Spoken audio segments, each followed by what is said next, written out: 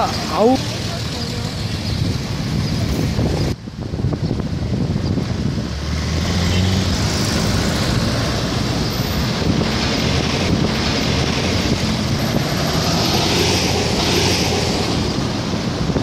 ზუგდიდში ფეხით მოსიარულეებს ექნება ძალიან დიდი პრობლემა. კერძოდ კი ეს პრობლემა მდგომარეობს შუქნიშნებისა და მოსაცდელების არარსებობაში.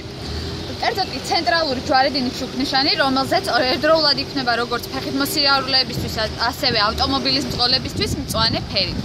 რაც პრობლემებს უქმნით მათ მოძრაობაში და ისინი სულაც არ აკვირდებიან შუქნიშნებს. ხშირად ეს ყველაფერი ცუდი შედეგით მთავრდება. ამ ყველაფრიდან გამომდინარე, აზრი არ აქვს მწვანეზე გასვლას. მე ვფიქრობ, ამ პრობლემის მოსაგვარებლად საჭიროა ამ სფეროს სპეციალისტების დახმარება, რომლებიც შეიტანენ შესწორება შუქნიშნებში.